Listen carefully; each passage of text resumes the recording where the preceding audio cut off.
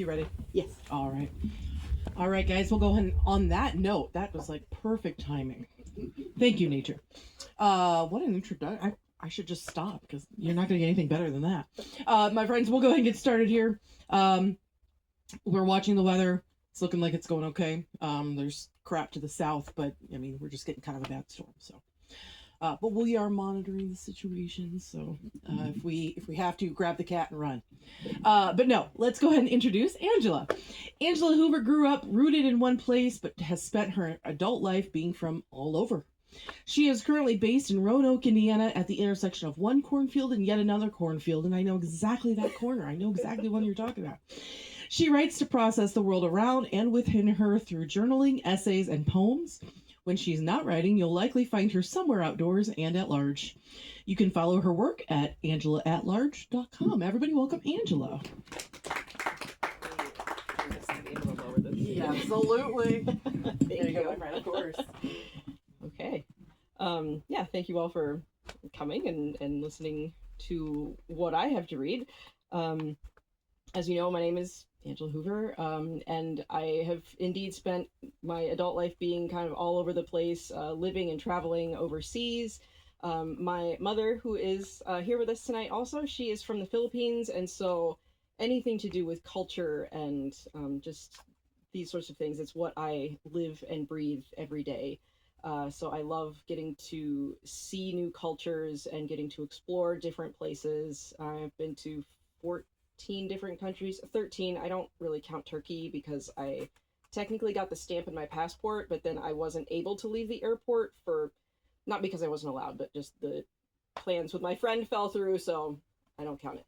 But anyway, my current job also has me traveling right now once a year for international student recruiting and things like that. So what I want to share with you tonight is some selections from my book. It's called Miles into the Blue.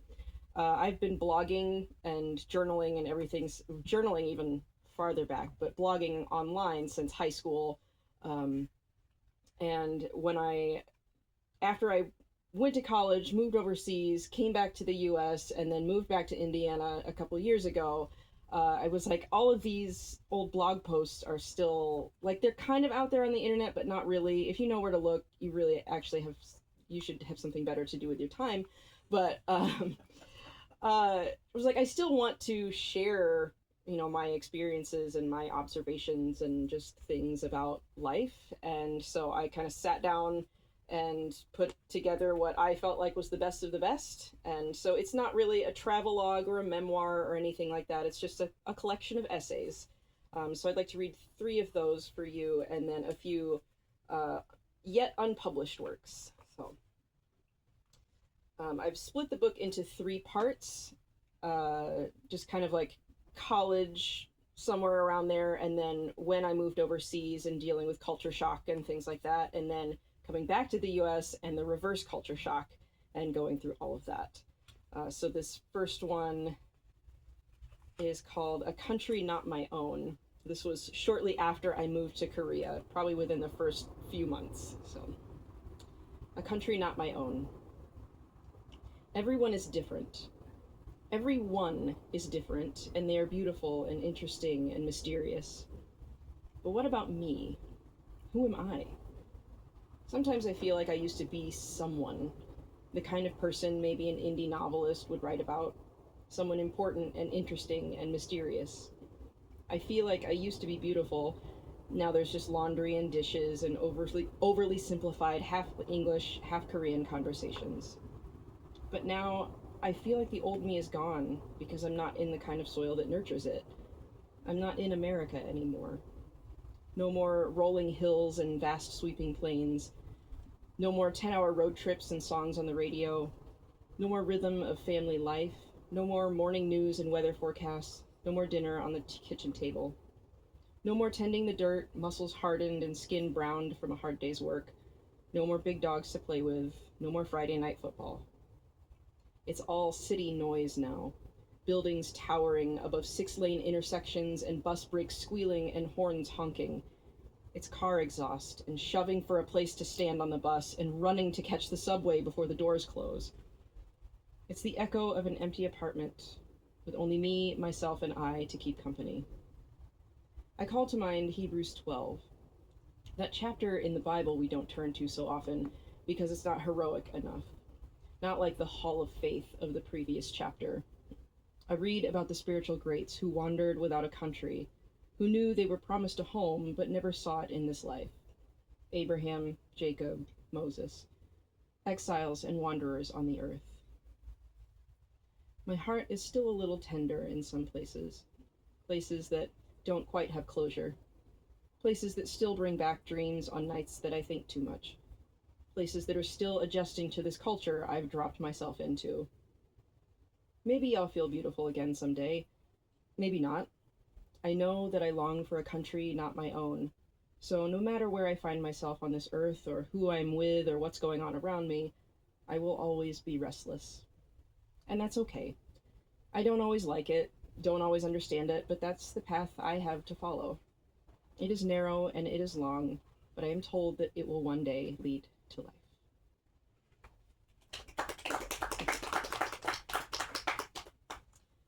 This next one was probably halfway through my time in Korea. I was there for about 4 years. And yeah, I also forgot to mention, I do write a lot about faith because it's important to me. I recognize that that's not how everyone lives their life. I am not here to preach to you or at you. I try to be a red letter Christian as opposed to a red hat one, but just as far as the context for a lot of what I write. So with that, everywhere in everything. They say there's beauty everywhere in everything, but when you live in the city, all the soft earth and rough edges you grew up with get pushed in and ground down till you're compact and straight and square like the buildings you inhabit and the ground you walk, and when the stars get closed out by the false darkness of alleyways and skyscrapers, you forget that there's beauty in things. I remember it sometimes. I smell it in the orange peeled on the subway, hear it in the snap, snap, snap of the gas range lighting to warm a meal. I sense it in the morning fog that twirls down from the Taebaek Mountains. God can be found anywhere, in anything. We just have to still ourselves enough to look. My craft as an artist is with words, not pigments. But one spring in college, I stretched myself and took a class on watercolors. I learned how to paint, how to look at the colors and discern light from dark, shades from hues. Visual art is a discipline of the eyes, not of the linguistic mind, one that takes a highly tuned sense of concentration different from what is required from scratching letters on a page. I had to be still, had to let my eyes adjust to the scene so I could interpret what I was seeing. I had to look, had to watch the way the sun angled the shadows on the deciduous trees blanketing the hills and mix the right amounts of blue and green pigments to replicate them. I had to look and keep looking, because one glance would not suffice to take in all the information I needed. One glimpse would not notice all the detail hidden in plain view. And we know this is true about our God. The Lord was not in the wind, nor the earthquake, nor even the fire, but in the still, small voice. It was the gentle whisper that drew Elijah to the mouth of the cave to speak with God. It is the psalmist who, like a weaned child with its mother, has stilled and quieted his soul, and who waits for the Lord more than watchmen wait for the morning, more than watchmen wait for the morning. While ancient civilizations never knew the hiss of bus brakes or the rush of taxis or the buzz of neon lights shining harshly into the night, they had their own noise to contend with, and the needs of the human heart still grip us 1,000 years, 1,000 times removed. Since God can be found anywhere in anything, it stands to reason that this God would be the same any time, in any place. The God that the ancients knew is my God too. But in order to see him, I have to do more than merely remember.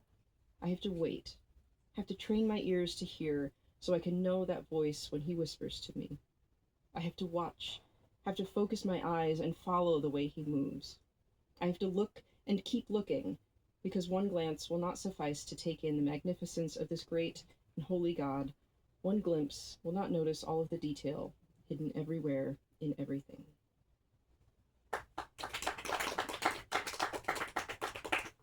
So the final selection from my book is after I returned to the States, and it had been a couple years, I was living in upstate New York, and I had a moment, which is what I will read about. I had a moment today as I stood in the shower, washing the sand and grime off my legs from the bike ride I had just finished. It was a moment I hadn't experienced in several years now, but the feeling was nearly as strong as when it happened during my first several months back in the States. You see, I lived in South Korea just shy of 4 years. In some expatriate communities, that's not a super long time, but to those who have never left their home country, it is a very long time to be away. Either way, it was still a significant chunk of my life during some very formative young adult years. After returning home, it took me about a year and a half to feel normal again, and even then, that definition of normal has forever changed because of my experience abroad. During that year and a half, I often would wake up in the mornings and not know where I was. Was I in Korea, New York, Indiana, a 747 somewhere over the Pacific? The moment would pass quickly once I flicked on the light and saw my physical, tangible surroundings, but the shock would still reverberate for several minutes, sometimes hours. I would dress for work, walk to my bedroom door, and my brain would fully expect to see a subway train rushing up to the platform. I would walk out of the house, and my ears would hear the echo of bus brakes squawking in the distance. My heart would pump faster as it prepared my body to burst forward to catch the non-existent bus. It was disorienting, but gradually those mental echoes decreased as the pink lump in my skull figured out where on the planet it was and how the rhythms of its new life worked. As I stood in the shower today, I felt that same disorientation once again. I thought for sure that I would swing back the curtain and there, outside the tub, would be my little Korean apartment. Beyond the door, a vegetable truck selling onions and carrots and cabbage. A fried chicken shop setting up its sidewalk sign for the evening. Kids walking home from school with their classroom slippers stuffed into little Pokemon tote bags. Down the street, the mountain I loved to climb, with fresh spring water flowing from the rocks, and the blue plastic community ladles with which anyone could draw a nice cold sip. None of those things were outside my shower curtain, of course. Under my feet was a fuzzy bath mat. Outside the bathroom door, a full-size bed and the noise of interstate traffic. Across the highway, a river that flows into the Great Lakes. The Korea moment was just that, momentary. But tucked away in my heart, those sights, sounds, and smells are still there. They always will be, because they are a part of me.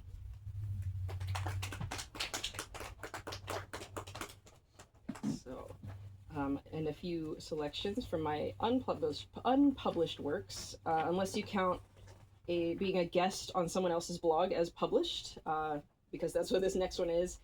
There is a Korean American author. Her name is Tasha June. She actually lives down in Indianapolis, and we've gotten to know each other a little bit. And so for Asian American Pacific Islander Heritage Month, which is in May, she asked if I would write a post on her blog. So this is that post.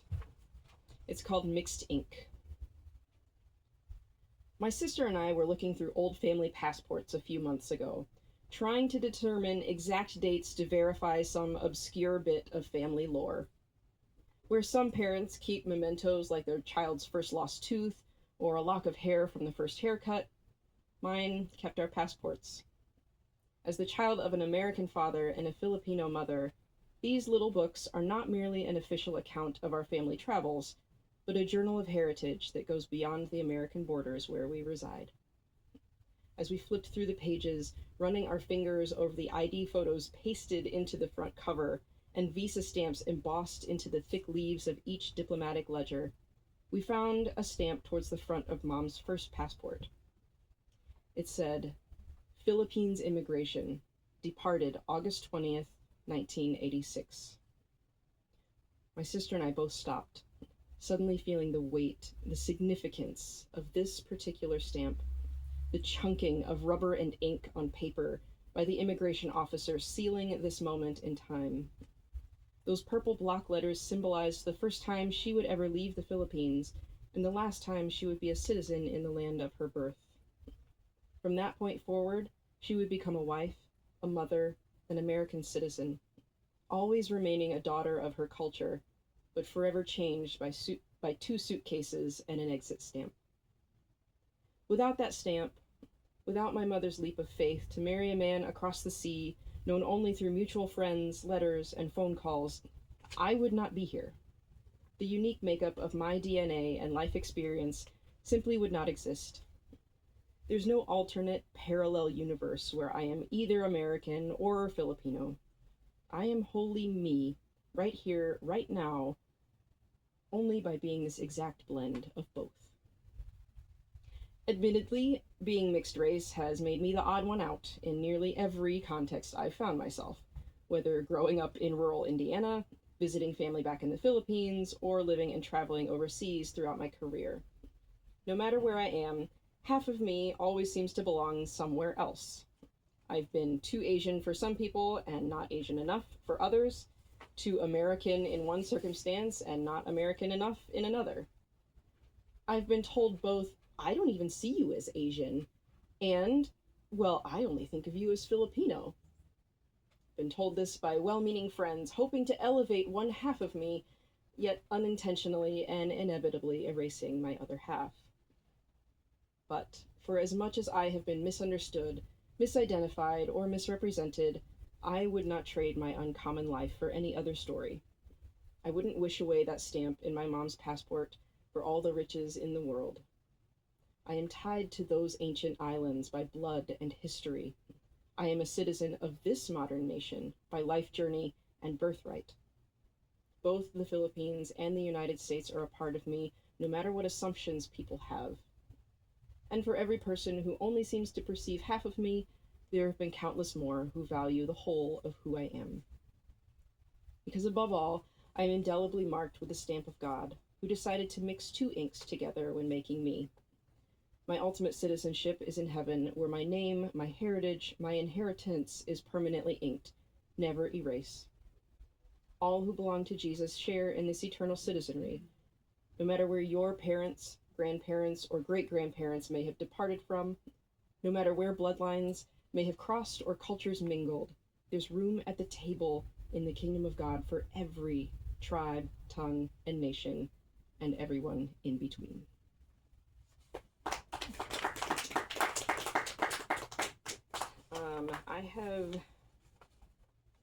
I have 2 poems. So yeah, this one is called Boarding Call. I will never get tired of the takeoff roll, of being pushed back into the seat by the power of jet turbines pulling us into the sky and watching the ground fall away underneath me, feeling the pressure inside my ears while the cars and trucks below get smaller and smaller till the roads become thin lines on the landscape. Trees grow into forests, and houses and office buildings melt into each other till they dot the earth between the mountains. I will always be comforted by the roar of the engines and the rocking of the cabin, even in turbulence, a lullaby, singing of nights in new places, and memories of loved ones waiting for my return.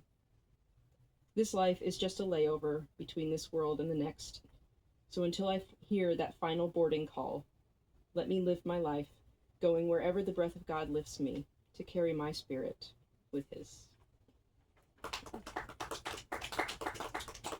This last one is called Winter's Visit. I thought it'd be nice to end on this one since we are at that transition period between winter and spring whenever it decides to finally arrive. So, Winter's Visit. Winter's long visit is finally over. I actually do quite like the long nights when all is quiet and cozy and dark, but I also feel much more like a person when I can step outside without layering to protect my skin and bones from the knife's edge of bitter cold. 2 latitudes north, I remember those buffalo snows and the icy winds coming off Lake Ontario. I don't miss living where spring takes 2 months longer to arrive. I am happy to see the lilacs budding out before the calendar reaches the Remembrance Day of the risen Christ. This Midwest sky still keeps its gray overcoat most days, and the ground has not yet donned her green tunic or put flowers in her hair, nor the sycamores their wide-brimmed hats. But sap is flowing in the trees now, the lifeblood of the forest, the lifeblood within me. Thank you.